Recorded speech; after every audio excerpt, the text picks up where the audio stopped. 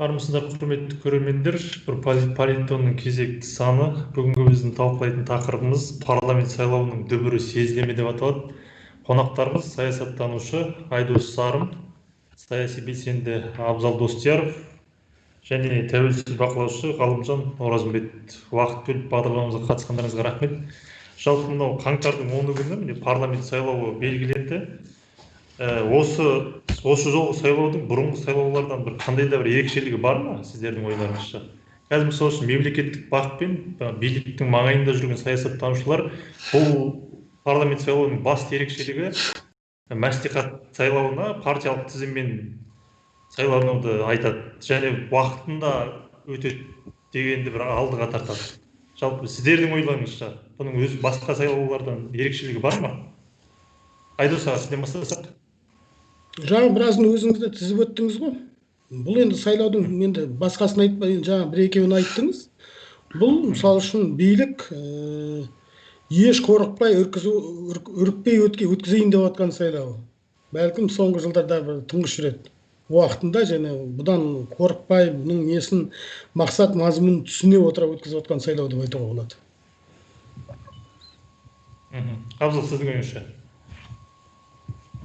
Өзің айтқандай уақытымен өтетіні, бірақ бұрынғы бұның алдындағы сайлауға 2016-мен салыстырғанда қазір 2016-та тып-тыныш өткен. Ешқандай да бір саяси күштер болған жоқ, шын айтқан кезде. Ана ЖСДП қатысқанмен, ЖСДП енді ол кезде тұяқпай басқарып отырса да, соншалықты белсенді болған жоқ, ешқандай да бір саяси бәсекелестік болған жоқ. Ал қазір енді тіркелмесе де бірнеше жаңа, осы 4 жылдың ішінде жаңа тіркелмеген партиялар пайда болды, жаңа тұлғалар шықты. Бірақ соған қарамастан бірінші президент ауысқалы бері, Тоқаев отырғалы бері бірінші парламент сайлауы, бірақ бұрынғыдан ешқандай да өзгешелік жоқ, тағы да әділетсіз өтетін сайлау болады. Ғалымжан, сіздің ойыңызша? Бұл сайлаудың алдыңғы сайлауларда қандай да ерекшелігі бар ма? Бірінші ерекшелігін өзіңіз айттыңыз. Негізгі ерекшелігі бұл мәслихаттардың партия тізімімен өтуі. Енді жеке ойым бұл үлкен кері кету. Сайлау барысында екінші ерекшелік бұл пандемия уақытында өтетіні. Әлі білмейміз, қандай шарттармен, қандай талаптармен өтеді. Енді онлайн дауыс беру болмайтын шығар, бірақ соның өзінде пандемия жағдайында бұл сайлау қалай ұйымдастырылады, сол жағы енді өзіме де қызық. Енді дәл қазір әлі сайлау өтпей тұрып, мынандай ерекшелігі бар, мынандай ерекшеліктермен өтеді деп болжау қиын. Мен саясаттанушы емеспін. Бірақ ерекшелігі қандай болады, оны уақытында көреміз. Негізгі ерекшелігі жаңағындай. Біріншісі мәслихаттардың партия тізімімен өту, екіншісі пандемия жағдайында өту. Жалпы қазір елімізде тіркелген 6 партия бар. Бірақ бүгін сайлауға тура бір 2 ай қалды сайлауды. Бірақ әзірге бір саяси алаң тыныш. Сіздер жалпы сайлаудың дүбірін сезіп жатсыздар ма? Ғалымжан, сізден бастасақ сол. Енді сайлаудың дүбірі тәуелсіз бақылаушы үшін бірінші кезекте бақылаушылардың алаңында көрінетін шығар. Бақылаушылардың алаңында бірқатар белсенділік бар. Былтырғы сайлаудан кейін сақталып қалған тәуелсіз бақылаушылардың пулы бар. Жер-жерде, республикалық деңгейде. Бұл бақылаушылар тарапынан біраз белсенділік бар. Қазір өзара түрлі бақылауды ұйымдастыру платформаларын әзірлеп жатыр. Бақылау процестерін ұйымдастырамыз деп жатыр. Сол жағынан қозғалыстар бар, белсенділік бар. Енді партиялар жағынан түсінікті ғой белсенділік болатыны қарсаңында. Дәл қазіргі белсенділігі сол бірінші партиялардың сайлауға қатысатынын жариялағаны, одан кейін өздерінің платформаларын, сайлауалды бағдарламаларын дайындауға кірісіп кеткенін естіп көріп жатырмыз, оқып. Бірақ енді барлық дүбір қызығы бір ай қалған кезде дәл заң бойынша үгіт насихат кезеңдері басталған кезде болады ғой. Дәл қазір енді қандай да бір белсенділік күту артық сияқты. Абзал, сіздің ойыңызша? Сайлауды Тоқаев жариялағаннан бастап, таңертеңгі 8-ден бастағалы бері қаншалықты уақыт өтті, бірақ ешқандай да дүбір жоқ. Негізі ден дұрыс мемлекетте, саяси бәсекелестік бар мемлекетте, ашық мемлекетте осы уақытта Тоқаев айтқаннан бастап қоғам бұрқ-сарқ қайнап, саяси алаң қызып, әлеуметтік желі болсын, жалпы тірідей болсын, сондай бір біліну керек еді. адамдардың тайталасы, жаңағы саяси топтардың тайталасы бірімен, бұл қара пиар болсын, басқасы болсын, мынау елдің назар аудару керек. Бірақ бізде оған бірнеше себеп бар. Бірінші себеп, біздің елімізде президенттік сайлауға қарағанда парламенттік сайлау соншалықты бір назар аудармайтын жағдайда өтеді.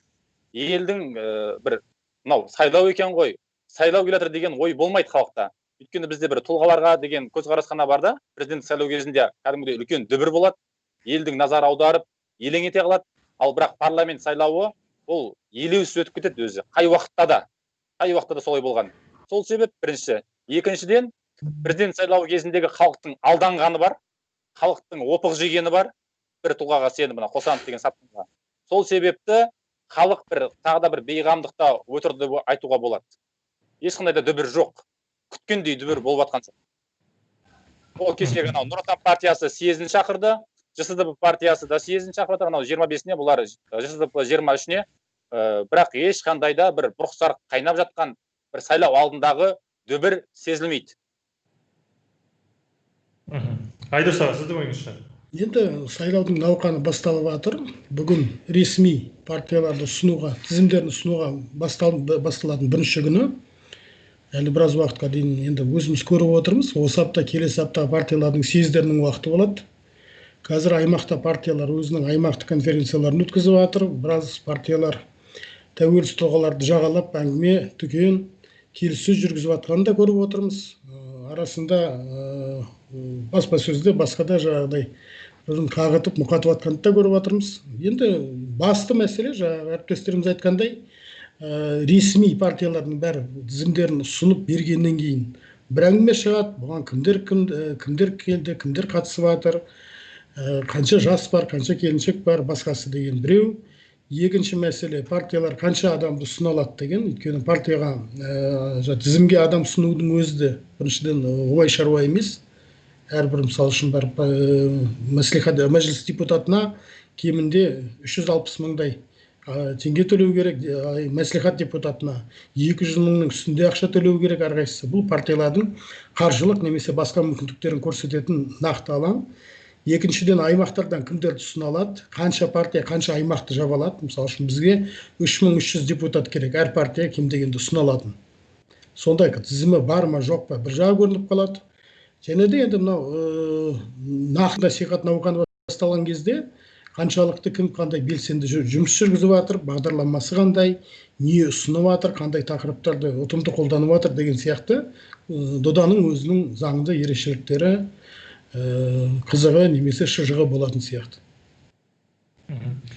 Айдос аға, сіз жаңа айтып қалдыңыз, бұл жолғы парламент сайлаудың басты ерекшелігі билік сайлаудан қорықпайды деген. Жалпы бірақ осы жолы бірде-бір партия мысалы үшін өзге бір оппозициялық партиялар тіркелген жоқ, саяси белсенділерді қудалап жатыр. Бұл бір биліктің қорқынышының көрінісі емес пе сіздің ойыңызша? Жоқ, олай емес. Біріншіден енді сайлауға түсем деп жатқан енді азаматтардың тірлігін бәрін көріп отырмыз. Мен білсем енді қазіргі болашақта партия боламау деп жатқан азаматтардың біреуі де мысалы үшін ЖСДП-мен басқамен келісіп жатқан жоқ. Біреулер үшін бұл алдын ала болмай жатып заңсыз деп жатыр, басқа деп жатыр.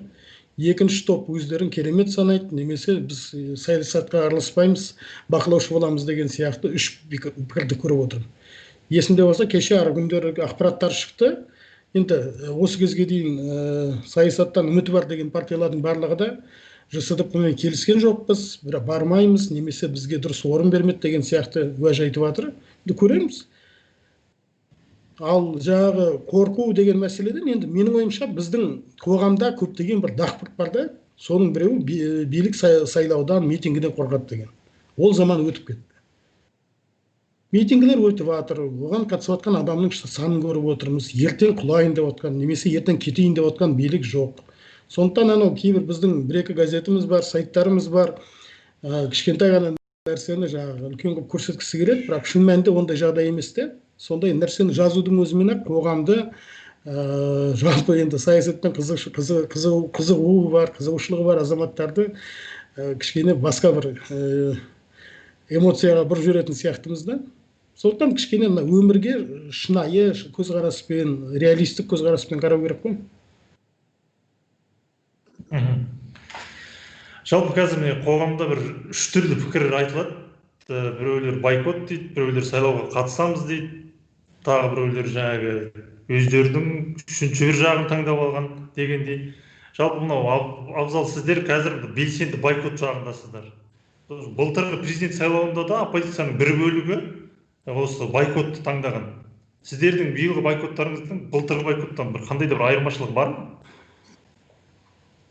Біздің бойкоттың барлық бойкоттан, былтырғыдан емес, бұрынғы бойкоттардан да айырмашылығы болады. Енді Айдостарым сияқты басқа да тұлғалар айтып жүргендей, ол бойкоттан түк шықпайды, немесе бақылау керек, тағы әртүрлі пікірлер бар, бірақ бұл жерде түсініп алу керек.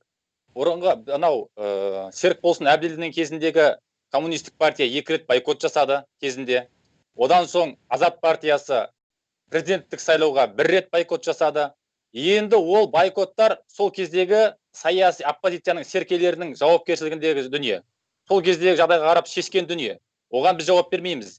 Және өткен жолғы президенттік сайлаудағы бойкот ол қосанды білетін адамдардың, оппозицияда жүрген адамдардың қосанды жеке қандай адамгершілік қасиеті, қандай саясаткер екенін білетіндіктен бойкот жариялады.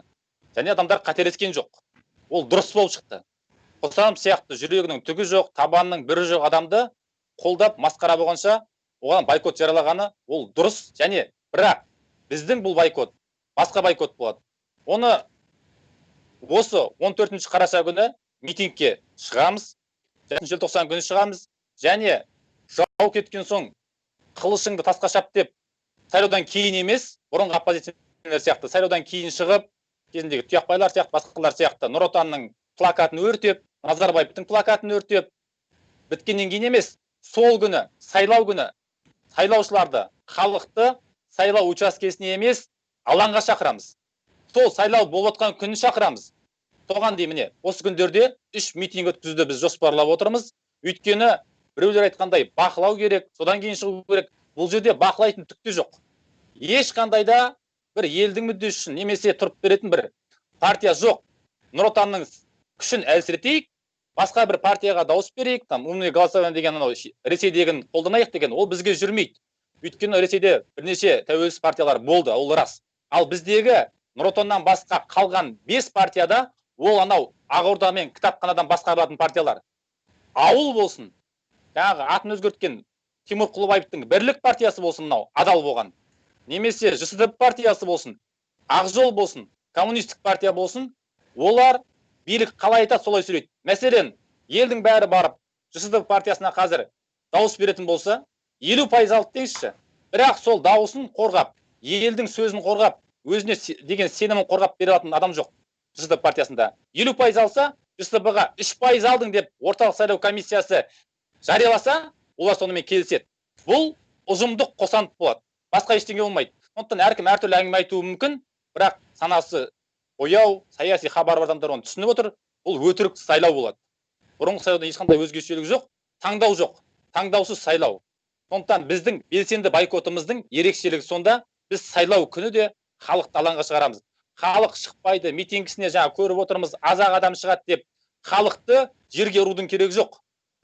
Назарбаев жүйесі 30 жыл бойы халықты алдап, қорқытып, түрлі жаңағы тәуелсіз деген блогерлерді сатып алып, халықтың арасына әртүрлі пікір жіберіп, елді бөліп, жарып, үрей тудырып, білген істесе де халық оянады. Бұл халықты бейғам, үрейін жаулап алған, бұл халыққа ештеңе керек емес деп, халқын жерге ұра беруден ештеңе шықпайды. Сондықтан белсенді бойкотқа барлығын шақырамыз, қолдан келгеннің барын жасаймыз. Ал бұрынғыдай кезіндегі оппозиция сияқты бойкот деп үйде жату деген жоқ.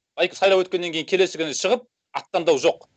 Осы уақыттың барлығында белсенді бойкоттың не екенін біз көрсетеміз. Ғалымжан, жаңа айтып жатырмын, сол таңдау жоқ сайлауда бақылау жүргізудің қаншалықты қажеттігі бар, оның ешқандай мәні жоқ деген сияқты. Сіздер қазір сол үшін тәуелсіз бақылаушыларды дайындап жатсыздар ғой. Бұған қандай уәж айтасыздар? Рахмет сұрағыңызға. Енді бұл жерде бір нәрсені анықтап алу керек. Тәуелсіз бақылаушы таңдау бар болсын, жоқ болсын, ол тек сайлаудың әділ, мүмкіндігінше заңды өтуін бақылайтын адам. Ал таңдауды жасайтын сайлаушының өзі. Ол кімді таңдайды, Мүмкін ол 100% Нұр Отан таңдайтын шығар, мүмкін 100% адалды немесе ОСДП-ны таңдайтын шығар. Ол сайлаушының жеке құқы, жеке мәселесі. Сондықтан бұл тәуелсіз бақылаушының фокусындағы мәселе емес, кімді таңдайды, кімнің дауысын қорғаймыз деп. Тәуелсіз бақылаушы ешкімнің дауысын қорғаушы емес, осыны нақты біліп алу керек. Ол тек сайлау туралы конституциялық заңға сәйкес барлық процедура өтуін қадағалаушы адам, бақылаушы адам. Қадағалаушы емес, бақылаушы адам. Сондықтан бұл жерде вариант бар, вариант жоқ деген мәселе бұл бақылаушыларға қойылатын мәселе емес деп ойлаймын.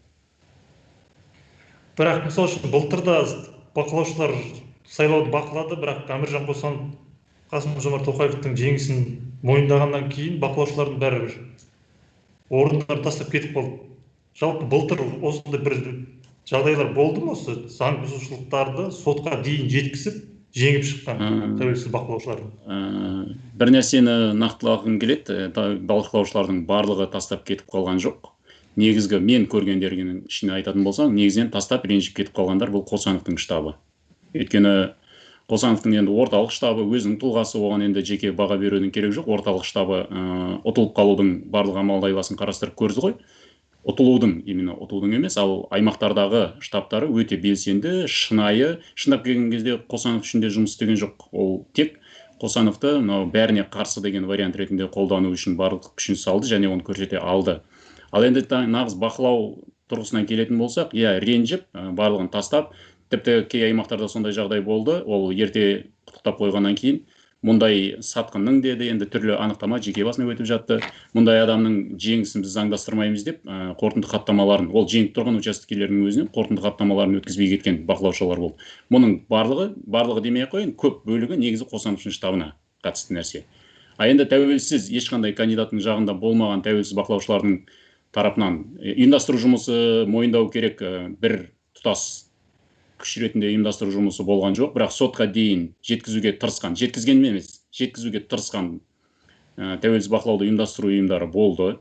Бірақ олардың видео материалдары бар, заң аяқ асты болған, қалай оңды солды бұрмаланған, тіпті қазір мынау әлеуметтік желіде кезіп жүр ғой, небір видеоларына сайлау комиссиясының төрағасының өзі видео қосылып тұрса да не істесең оны істе деп жаңағы вброс деп айтады ғой, 10 шақты, 20 шақтыдан бюллетень тастап. Ондай мысалдар, ондай нақты дәлелдер өте көп болды. А неге сотқа жетпеді? Өйткені бұл прокуратураға тапсырған кезде іс қозғауға жеткіліксіз деген формулировкамен қабылдамай қойды. Енді білмеймін біздің прокуратураға іс қозғауға қандай дәлелдер жеткілікті деп саналатынын. Бұл енді тәуелсіз бақылауды ұйымдастыру. Жаңағы үкіметтік емес ұйымдардың, сондай арнайы маманданған ұйымдардың кемшілігі емес, біздегі заңның кемшілігі, заңның жұмыс істемеуінің кемшілігі. Осы нәрсенің аражігін кішкене ажыратып түсіну керек. Жалпы биыл заң бұзушылықтар болады деп ойлайсыздар ма?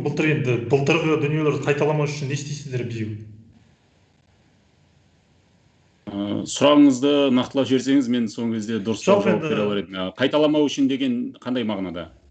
Былтырғы енді тастап кету, жеңілісті жеңуді мойындау деген сияқты.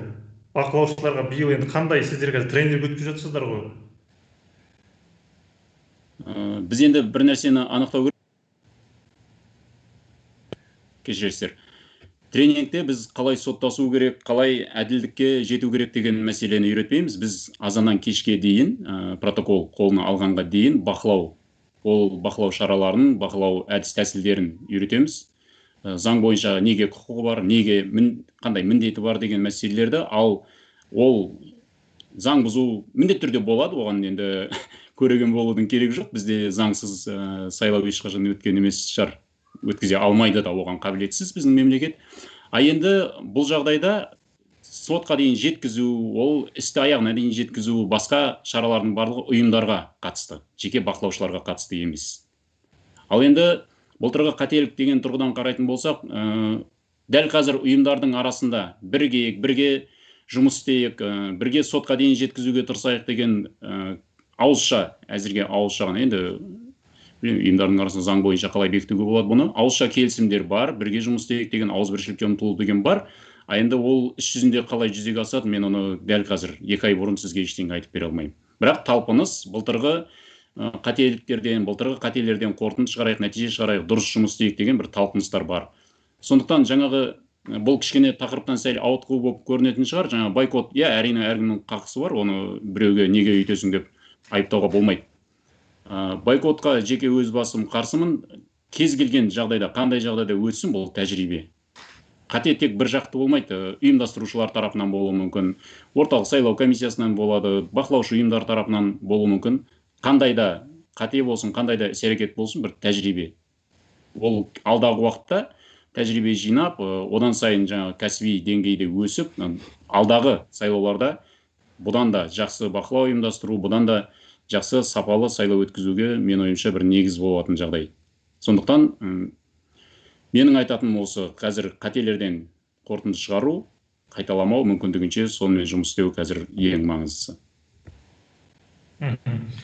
Айдос аға, жаңа айттық қой, енді бір жақ бақылаушы болып жатыр, тәуелсіз бақылаушы, бір жақ белсенді бойкот. Сіз қай жағындасыз? Менің енді өзім жеке пікірім, кез келген жағдайда сайлауға қатысу керек, араласу керек. Тіпті таңдау жоқ деген күннің өзінде.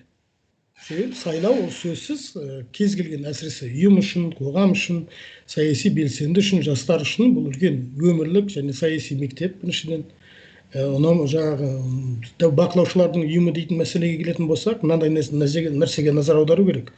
Біздің елдегі саясат тек қана Астана сияқты үлкен, Алматы сияқты үлкен қалада өтіп жатқан жоқ. Көбісі аймақта тұрады. Енді елдің кем дегенде 70% екі астанадан тыс тұрады ғой. Сол жаққа жеткізу, мысалы үшін біздің кейбір аймақта жақсы саяси белсенділік бар да, кейбір аймақта солтүстікте, әсіресе шығыста, басқада үлкен асқан белсенділік көріп жатқан жоқпын. Ол да проблема. Біздің саясат енді аймақтарға кету керек сияқты, аймақтардың қоғамды сол жақта оятып, кәдімгідей белсенді қылу бір. Екінші жағы бақылаушы деген мәселеге, бұл енді үлкен үрдіске айналып келе жатқан үдеріс сияқты. Осының шын мәніндегі ауыл ауданға дейін жеткенін қалар едім. Ауыл ауданға дейін жетіп, әр жерде осындай, мысалы үшін біз анда-санда субботникке де шығамыз, анда-санда волонтер боламыз, анда-санда бір өзіміздің пайда таппайтын, бірақ қоғамға пайдалы дейтін шаруалармен айналысамыз ғой. Ол да сол сияқты бір белсенділіктің бір түріне айналса жақсы болар еді. Ал жаңа сайлауда заң бұзыла ма, басқа деген сияқты әңгіме келетін болсақ, енді менің ойымша керемет заң бұзушылық бола қоймайды. Себебі бұл сайлаудың дұрыс өтуіне биліктің өзі біріншіден үлкен мүдделілік танытып жатыр. Екіншіден, шынымен де бізге бұл сайлаудың енді негізгі үлкен мәселесі алдағы жылдар үлкен реформалар жылы болады. Сондықтан жаңағы пандемия, басқа демей сайлауды өткізу керек және уақытында өткізіп, келесі парламенттің барынша заңды болған, легитимді болғанын қамтамасыз ету қажет. Бұл енді сөзсіз аксиома ретіндегі нәрсе. Бірақ мен тағы да қайталап айтамын, мені үлкен бір қызықтырып отқан мәселе, жаңа аймақтағы мәселе. Мысалы үшін, енді шынын айтайық, объективті тұрғыдан шынын айтайық. Бүгін партия құруға тырмысып жүрген азаматтардың біреуінің де Қазақстан бойынша партия құратын мүмкіндігі, қаражаты және саяси белсенділері жоқ. Кейбір аймақтарда құра алады, бірақ енді жалпы республикалық партияны құру үшін енді бүгінгі партия құрам дейтін азаматтар кем дегенде біреуі керек сияқты. Жеке-жеке әлеуеті де жоқ, жеке-жеке моральдық тұрғыдан қоғамға немесе басқаға қысып, өзінің көзқарасын немесе моральдық ақтығын, тазалығын дәлелдей алатын мүмкіндігі жоқ. Яғни біз айттық, осыны бойкот дедік пе, ертең 90% халық сайлауға келмейді деген сөз жоқ қой. Яғни ондай моральдық биігің, ондай моральдық тазалығың, пәктігің жоқ па? Ондай болса, кем дегенде сөйлеудің температурасын ба, сөздің температурасын ба түсірген дұрыс та сияқты. Өйткені кез келген әңгіменің сұрауы болады.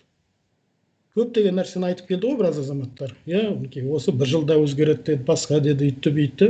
Ерте ме кеш пе, тіпті жақтастардың өзі сұрайды ғой. Сен осылай деп келдің. Ал өзгеріс қайда? Немесе тек қана енді ол кезде тағы да әңгіме айтып отырамыз ба? Сұмырай билік бүйтті, андай-мындай болды деп. Сондықтан енді шындап келетін болса, ең дұрыс жолы бүгінгі күні заңдық та басқа да мүмкіндіктер ашылып жатыр. Кем дегенде ұзақ мерзімді күреске дайындалу қажет. Белсенді бойкот та, басқа да митингіде бүгінгі билікті төңкеріп жібермейді. Мен бұған сөз бере аламын, және оған анық көзім жетеді. Абзал, айтатын қарсы уәжіңіз бар ма? Әрине. Біріншіден, партия құруға өңір бойынша белсенді табу, белсенділердің басын ұйымдастыру, ол мүмкін нәрсе.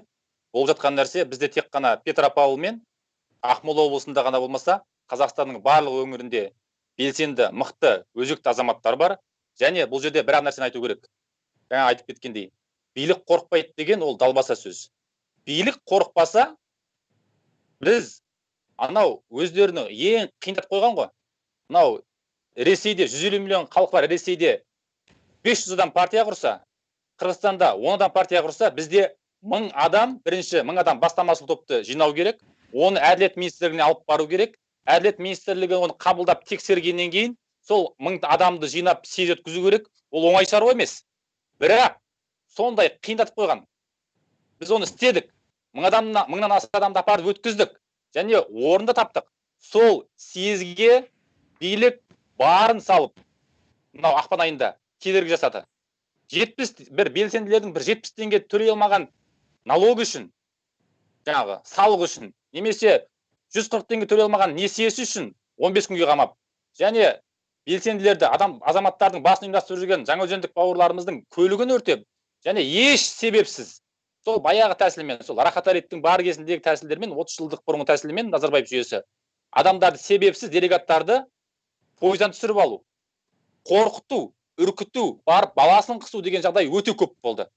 Егер билік қорықпаса, сондай іс-әрекеттерге бармаған болар еді. Сондай кедергі жасамаған болар еді.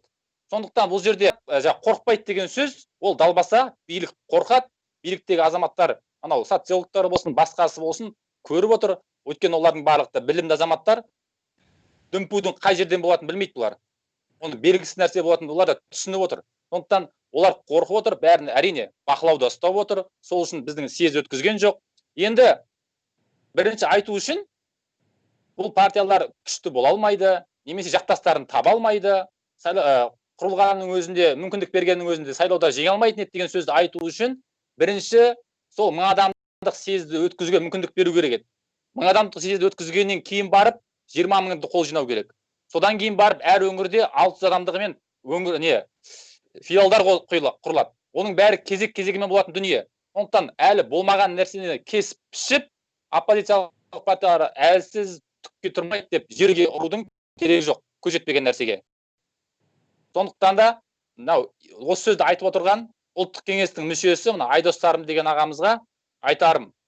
Сіздер ұлттық кеңесте отырып түкке тұрмайтын, ешқандай өкілеттігіңіз жоқ, түк бітірмеген ұлттық кеңесте отырдыңыздар 1 жылдан астам уақыт. Сондағы бар атқарған шаруаларыңыз анау партияларды тіркеу туралы 40 000-ды 20 000-ға түсіру. Бары жоқ. Мен біріншіден келіспеймін, иә. Содан кейін 20 000-ға түсірді. Енді 20 000-ға түсіргеннен кейін 1000 адамдық жаңағы съезге қатысуды ең болмағанда 500-ге түсіру керек еді. Бірақ оны да жасаған жоқ. Сондықтан ол бір декоративті әрлеу, сондай өңдеу жұмыстарымен айналысқаны ол ұлттық кеңестің бар жоғы белгісіз, қазір қалды ұлттық кеңесте. Сондықтан Айдос Сарымды мен анау 16 жасынан бастап сыйлаймын. 2002 жылы Ақжол Қазақстан деген газетте жауапты хатшы болған.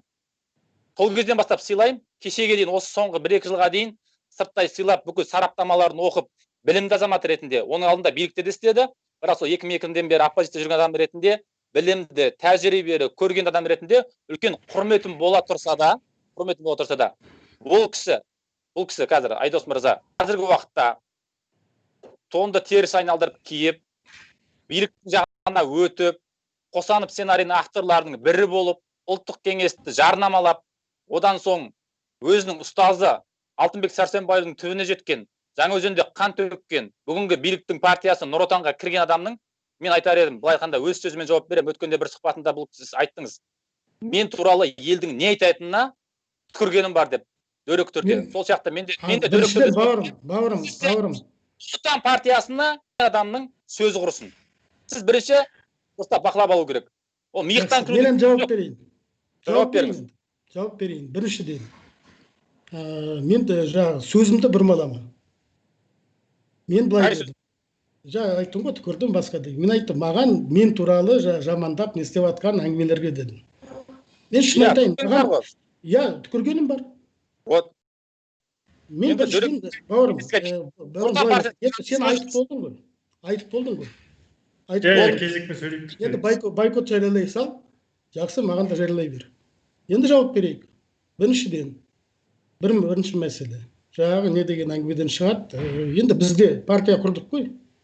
2002-2003-те Ақжол партиясын құру үшін 3 айдың ішінде елді 3 рет айналғанымыз бар. Сол осы заңның талаптарын орындау үшін. Партия құру деген, партия құру сол кездегі заң ғой.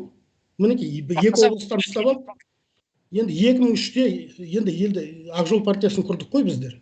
Бізге уақытша тіркеуден кейін, енді тұра тұрсаңшы, мен жауап берейін де. Басқаша. Енді мен жауап берейін де. Жауап берейін бе? Жауап беріңіз. Ол енді айтып, сен тыңда. Енді мен сені тыңдадым. Енді мен тыңдадым. Біріншіден, партиялық филиалдарды құру басқа деген әңгіме оңай шаруа емес. Жұртқа мінекей біз кереметпіз дегенмен партия құра салу деген оңайлық емес. Егер сен, мысалы үшін, билік сені жек көреді, сен ол қатты пікір айтып жатсың, яғни саған билік жағдай жасамайды. Ол айдан анық нәрсе. Мысалы үшін, бір рет бағымыз сынап көрдік, енді бәрі құрысын дейтін әңгіме, ол саясаткердің әңгімесі емес. Егер осымен жүре берсеңдер, осымен кетесіңдер. Ертең басқа партия келеді, басқа жігіттер келеді. Сондықтан о жағында ойлаңыздар. Маған бәрібір енді қандай партия құрамыз дейсіңдер, құрмаймыз дейсіңдер ме, қатысамыз, қатыспаймыз, бойкот жариялаймыз. Ол сендердің жеке ойларың, пікірлерің. Мен оған ешқандай дауым жоқ. Біріншіден, бірақ енді айтатыным бір анығы былай. Партия құру еріккеннің ермегі емес. Партия құру өте маңызды, өте жауапты. Тек қана Фейсбукта отырып сайрайтын емес, нақты аймақтарда жұмыс істеуді қажет ететін. Жаңа өзің де мойындап отырсың ғой, 2 облыста мүлдем өкіліміз жоқ. Ал енді екі облыста адам болмаса, яғни сен бүгіннің өзінде өз сөзіңмен-ақ партияға татымай тұрмыз деген сөзің ғой. Жоқ. Егер съезд өткізу үшін сіз хабарыңыз жоқ екенін білдіресіз. Съезд өткізу үшін әр облыс, Қазақстан бойынша облыстардың, өңірлердің 3-тен 2-сі болса болады. Сондықтан бірінші съезд өткізу үшін. Енді алғашқы тіркеуді алу үшін. Алғашқы тіркеуді аласың. Одан кейін аймақтарда кем дегенде үлкен конференция өткізу керек, оны растату керек, басқасын істеу керек деген заңның талабы бар. Жақсы болсын, жаман болсын, бұл заң. Заңның талабын орындай алмайсың ба, онда шіренудің қажеті жоқ. Жоқ, одан кейінгі нәрсе. Бірінші алғышарт ол 1000 адамдық съезд өткізу. Оған біздің мүмкіндігіміз болды. Енді қазір неге өткізбейсіңдер енді? Бізде қазір де 1000 адам бар. Біз қазір соны іс-әрекет жасаймыз. Жасаңыздар. Сонда көрейік, сонда айтасыңдар. Біріншіден. Енді біз қолды сілтедік. Жоқ, енді біріншіден тіркеу керек. Жауап берейін. Мына сұраққа жауап берейікші. Маған біраз айып тағылды. Біраз айып тағылды. Енді айтып берейін. Жақсы, айтып беріңіз. Тағылған айыптарға қарағанда нақты жауап берсеңіз. Жоқ, нақты жауаптарға берейін. Енді біріншіден жаңағыдай мен туралы үйреншікті дақпырттардың бірі Қосанов жобасы, басқасы дейтіндей. Соны дәлелдей аласың ба? Мен осы сайлауда, мысалы үшін, Қосановқа дауыс бердім ба? Өткен сайлауда. Мен сайлауға қатысқан жоқ. Ондай сөзді айтпайсыздар, сіздер. Жоқ, мен тыңдасайшы. Бәріңіз сол Қосанов қарим болсын. Айдосаға жауап беріп алсын. Енді қарашы бауырым. Байда, сол үшін барып кез келген сөзді айту үшін кем дегенде дерегің мен дәйегің болу керек те. Сенің айтып отқаның енді жартысы эмоциямен, жартысы үйреншікті сөз. Мысалы үшін мен қазір осы хабарды алып, сені сотқа мысалы жүгіндірсем, көп жерден ұтылып қаласың, қарапайым ғана. Өйткені сен өзіңе үйреншікті, өзің білетін, басқаның позициясын ұқпаған, түсінбеген, естімеген адамның сөзін айтып отырсың. Бұл мысалы үшін барып енді саясат демей-ақ қояйын. Менің мысалы үшін барып саясатта көптен бері жүрмін ғой, көптеген әңгімені, сөзді көтере алатын мәдениетім мен мінезім бар. Бірақ енді адамгершілік те жоқ емес. Бүгін сайлау кетеді, басқаша жағдай болады. Ертең мүлдем басқа бір дүние болуы мүмкін. Сондықтан менің енді өзім жеке позициям, бірдеңе сөз айту үшін біріншіден дәлелді, дәйекті болу керек. Екіншіден енді кем дегенде одан алдында, адамның алдында, Құдайдың алдында, енді одан асып баратса соттың алдында емін еркін жауап бере алатындай дәлел болу керек қой.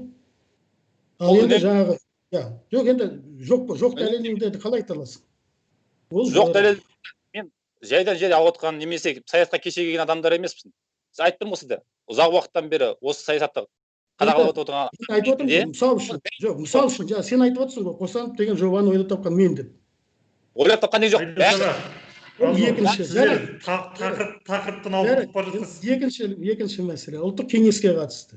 Ұлттық кеңес, мысалы үшін сіздерге немесе басқа біреуге мен осыны осылай қыламын немесе мынаның бәрін жасаймын деп немесе Қазақстанға саяси жұмақ орнатамын деп кірісіп жатқан ұйым емес. Егер шындап келетін болсақ, жұмысқа басқасына назар аударсаң, саяси партия заңдардан басқа да мықты заңдар бар. Менің ойымша, митинг туралы заң, егер азаматтық қоғам дұрыс қолдағанда, бұдан да жақсы болар еді. Бірақ бұрынға қарағанда бұл прогресс. Қаншама мысалы үшін пайдалы елге заңдар қабылданып жатыр. Оны жоққа шығара алмайсың, ұнасын ұнамасын. Яғни кез келген айтып отырмын ғой, сөздің де басқаның да рет. Бұл маған ұнамады, немесе маған жағдай жасамады деген, ол инфантилизм деп айтады ғылымда. Ол баланың сөзі. Я? Ол екінші. Ал қалған мәселеде айтып отырмын ғой, енді бұл менің және Алтекеңнің арасындағы әңгіме. Я? Егер мен бір жауап беретін болсам, я Құдайдың алдында, аруаның алдында емін-еркін жауап бере аламын. Біріншіден. Екіншіден, егер Алтекеңнің мұрасы, Алтекеңнің айтқаны дейтін болсам, ең дегенде соңғы 2 сұхбатын оқып көрші. Соңғы шыққан сұхбаты Алтынбектің өсиеті деген 2 мақаланы оқып көрші. Егер соны оқысаң, онда менің мысалы үшін бүгінгі тіршілігімді түсінесің. Егер жарайды саяси тұрғыдан, басқа тұрғыдан эмоцияға салынып айтатын болсаң, айта бер. Мен біреу бірдеңе деді екен дегеннен қорықпаймын. Мен қоғамның ішінде көптен бері жүрген адаммын. Иә? Сондықтан егер 2 сұхбатын оқып, сосын маған сұрақ қойсаң, мен егер политон болса политон, басқа алаң болса жіктеп тұрып жауап бере аламын. Жауап беруге болмайды. Ұлттық кеңес туралы. Ұлттық кеңестің мақсатын білеміз ғой, Айдос. Ұлттық кеңес Тоқаевтың уәде бергеніне байланысты. Бізде президент болғаннан кейін, бізде саяси реформалар болады, жылымық болады деген үмітпен адамдар сол ұлттық кеңесті бәріңіз құрдыңыздар. Ұлттық кеңеске елдегі беделді адамдарды кіргіздіңіздер. Бірақ оның барлығы жаңағы митинг туралы заң болса, ол митингті ескертумен ғана өткізе беретін деген, ол бос сөз. Өйткені ол қаланың 3 жерді белгілейді. Мысалы, Алматы қаласында 3 жерді белгілеген, және 12 себеппен қайтарып, отказ беруге болады. 12 себеппен. Сондықтан бұл жоқ, енді сіздер енді былай да митинг туралы заң дейтін болсақ, былай ғой. Ол тек қана маған ұнайтындай митинг деген сөз жоқ. Европаның заңдарын қараңыз, басқа тілін зерттедік қой біздерді. Енді мен сізге айтайын, митинг деген ол тек қана маған ұнаған кезде өтетін шаруа деген сөз емес. Ол ең алдымен жауапкершілік мәселесі. Әсіресе мынау бүгінгі заманда. Митинг туралы, сол екінші жаңағы оппозициялық партиялар туралы, ол да бос талбаса, өйткені арнайы оппозициялық партия деп оны заң қабылдаудың керегі жоқ. Немесе мен саған бір ғана мәселені айтайын, я. Елдегі саяси реформалар басталды, жүріп жатыр, олар болады. Бірақ кейбіреулер ойлағандай, ертең бола салатын дүние емес. Ертең болғызу үшін кем дегенде бедел керек. Кем дегенде осыны мойындататын күш керек. Ондай күшің жоқ па? Онда реформалардың ұзақ мерзімді, өз ретімен, кезегімен келуіне шыдайсың, я соған наразылық айтып, бойкот жариялап жүресің. Екінің бірі. Жоқ, ол жерде мен сізге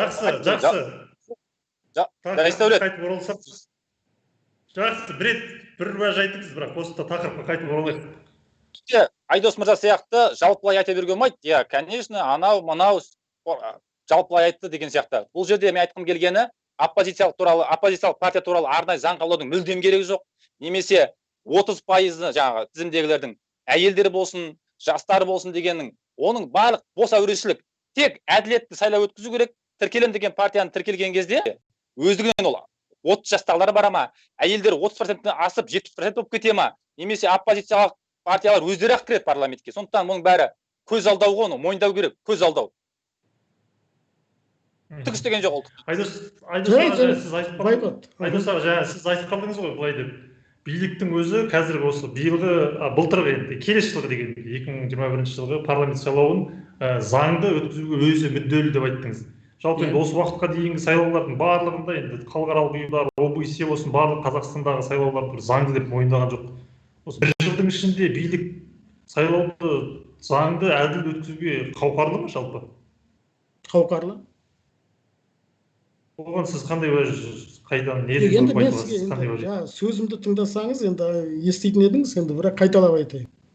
Біріншіден, бұл сайлау не үшін керек? Сайлау, енді шын айту керек. Сайлау ОБСЕ-ге ұнау үшін жасалмайды.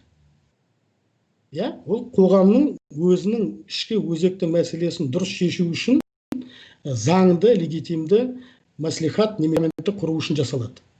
Ең алдымен осы. Енді әлемнің бүкіл сайлауын көріп отырмыз ғой.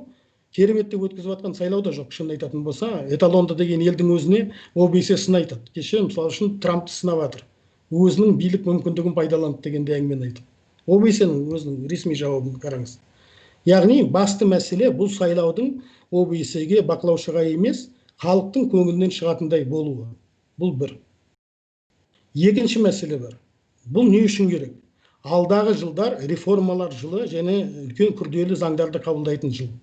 Ондай жыл болғаннан кейін осы парламенттің дұрыс құрылуы, осы мәслихаттардың дұрыс құрылуы, олар шығаратын заң мен үкімдердің болашақта мызғымас немесе жаңағы бұзылмас дәрежесіндегі қамтамасыз ету деген мәселе бар. Екіншіден, енді бүгінгі күні сайлауды басқаны өткізіп жатқан кезде біз қоғамның да ішкі көңіл күйін басқасын анықтап көріп отыруымыз керек қой. Қоғамға өзгеріс қажет екені анық. Қоғамға антиэлиталық, антиэстеблишменттік көңіл күй дегенді айтып отырмыз ғой. Оған да жауап беру керек, басқасына да жауап беру керек дегендей. Сондықтан бұл сайлауды, бұл реформаны билік бауырларым айтып отқан себептен емес, немесе Мамайдың, немесе Тоғжанның, басқаның әңгімесінен қорыққаннан емес, өзінің ішкі қажеттілігінен ақ өткізеді. Дәл осы қоғамға жігіттер, қыздар қоғамға қалай ұнағысы келеді, билікті сол сатыда ұнағысы келеді. Сондай тіршілік жасайды. Бұл саясаттың заңы. Біреуге ұнасын, ұнамасын елде өзгерістер жүріп жатыр. Оның ішінде жақсы үдерістер де жоқ емес. Иә? Ол өзгерістер бүгін саяси дәстүрге айналуы қажет. Мен мысалы үшін өз басым, біздің енді елде осындай әсіресе интернет ортасында көптеген даурықпа әңгіме бар. Парламенттік республика деген керек бізге дегендей, мысалы үшін. Енді оның мысалы үшін көптеген жақсы да жаман жағы да бар парламенттік республика. Немесе бізге тек қана жеке тұлғалар ғана жеке мандатпен түсетін деген сияқты, сайлау керек деген сияқты жұрт үйреніп қалған, енді дәстүрлі газетке көшіп жүрген бір 15-20 тезис бар. Шын айтса, саяси тұрғыдан да, саясаттану тұрғысынан да әрқайсысын бітшін шығаруға болады әбден. Бірақ бұл кәдімгі ұран дәрежесіне жетіп қалған. Менің ойымша осы сайлаудан кейінгі сайлаудан дұрыс өткен кезде, осы сайлау мысалы үшін егер өзіміздің бақылаушы болсын, шетелдік бақылаушы болсын, бұрынғыдан өзгешерек дегендей, бұл бойкот бұрынғыдан өзгешерек дегендей әңгіме айтылды ғой. Бұл сайлау ол шынымен де өзгешерек екен дейтін әңгіме болатын болса, бұл Қазақстанға плюс. Қазақстан көптеген рейтинг, бүгін байқасаңыз, көптеген халықаралық рейтинг. Мысалы үшін басқасы бар, қазір бизнес өмірде, инвестициялық өмірде тоқтап тұр. Қазақстан, мысалы үшін алдағы жылдары дұрыс дамығысы келетін болса, кем сайын 10-15 миллиард доллар тікелей шетелдік инвестицияны қажет ететін, мысалы үшін мемлекет. Дәл осы жағдайда біз Өзбекстанмен де бәсекеміз, басқамен де бәсекеміз. Мысалы үшін егер Қарабақтағы жағдай түзелетін болса, Арменияға да, мысалы үшін Әзербайжанға да инвестиция барады дегенде. Біз инвестицияға таласамыз. Ол рейтингке байланысты. Таза экономикалық рейтингтердің өзі бүгін кем дегенде 1-2-3 дейтіндер қосымша саяси критерийлерді көздеп отырады.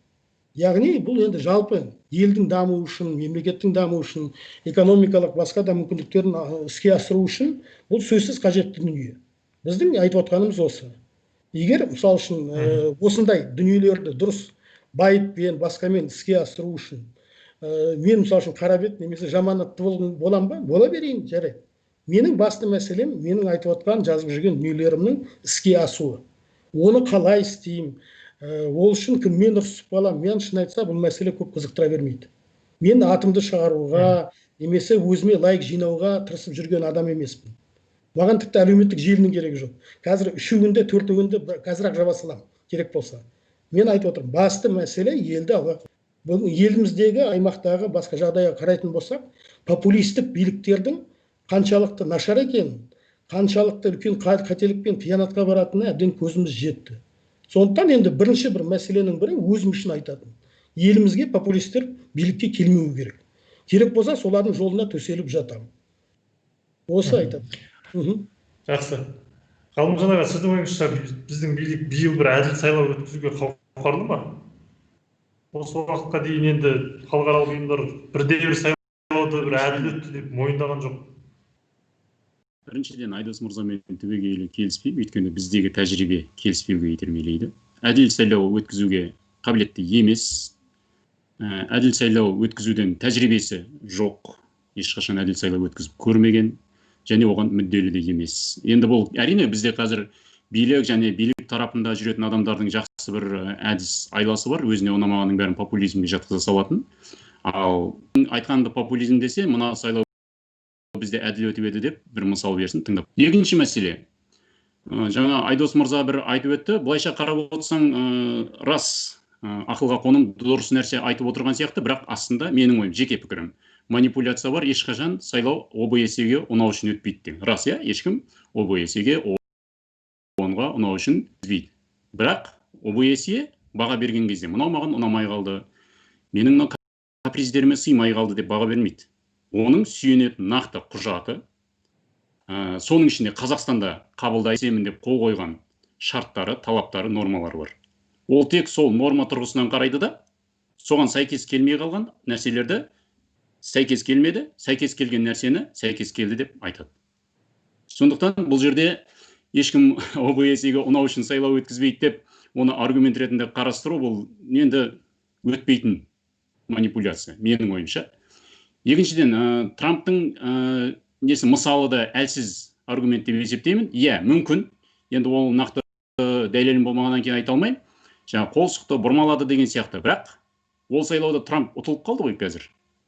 Нәтиже қалай болды? Бұл жағында ескеру керек. Сондықтан біздегі осы уақытқа дейін өткен сайлаулардың тәжірибесіне қарап отырып, мен бізде алдағы уақытта дәл қазіргі билік тұрғысында уақытында, оны әрине ұнатпағандар популизм десін, басқа десін, бірақ маған қарсы нақты дәлелмен айтатын аргументі жоқ кезде мен солай есептеймін. Қауқарсыз, қабілетсіз, мүдделі емес. Абзал, сіздің ойыңыз?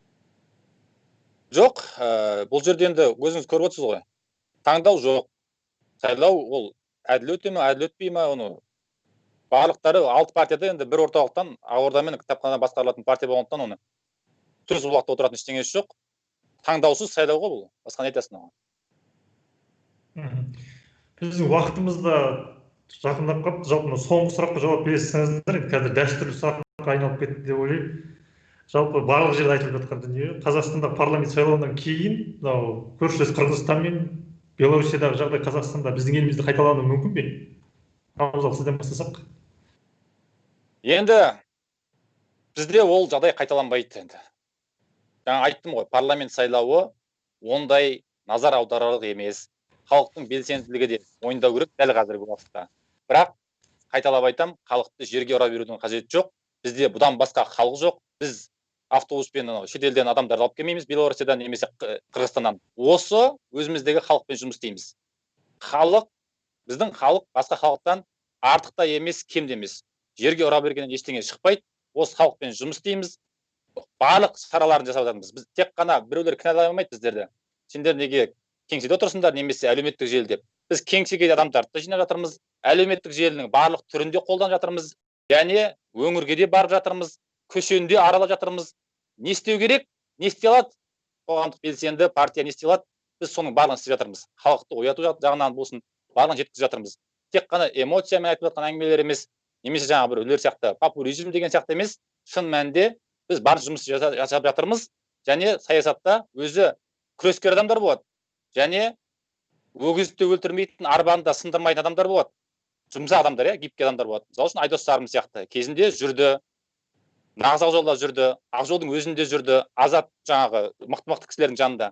Бірақ енді Айдос сарым күрескер емес. Өзінің сөзінен жаңа қайта қарап отырсаңыз, сөзінен байқалады. Енді бір үмітсіздік қой. Мына билікті жеңу мүмкін емес, халық көшеге шықпайды, халықта белсенділік аз деген үмітсіздікпен сол биліктің жағына толық өтті. Сондықтан өзі айтқандай, Дөреq айтқандай, Нұр Отан партиясына барған адамның енді біз туралы айтқан сөзі құрысын. Басқа ештеңе айта алмаймын. Жақсы, рахмет. Ғалымжан аға, сіздің ойыңызша, Беларусия мен Қырғызстандағы жағдайлар, оқиғалар Қазақстанда қайталануы мүмкін бе парламент сайлауынан кейін? Қысқа нұсқа жауап берсеңіз. Білмеймін. Шыны керек, болуы мүмкін деп айту үшін мен алғышарттар бар, біздегі әлеуметтік экономикалық жағдай, адам құқығы мәселесінде өте қатты кері кетіп қалдық. Тіпті өзі рұқсат берген митингтен бір күн бұрын түн аралап жүріп, өзі жаңағы үйінен алып кетіп қамап қысымға жатқан жүйеде бәрі мүмкін. То есть сол нәрсені жеке-жеке ұстап алып кетіп жатқан жүйе топырлап тастай алады, топырлап атып тастаса алады. Ол біздің тарихымызда 2011 жылы болған нәрсе. Сондықтан және болуы да мүмкін, өйткені осының барлығына енді мен бір өлшем ретінде ештеңе айта алмаймын. Маған өзіме де қызық, осы біздің қоғам осы нәрсеге қашан тояды деген нәрсе. То есть мен тойдым деген нәрсені бір күш ретінде қашан айтады деген мәселе мен өзіме де қызық. Сондықтан мен тіпті пайызға біреулер айтып жатады ғой, шығу болу ықтималы мынанша пайыз, болмау ықтималы мынанша, тіпті пайызға шағып болжай алмаймын. Барлығы мүмкін, кез келген сценарий мүмкін.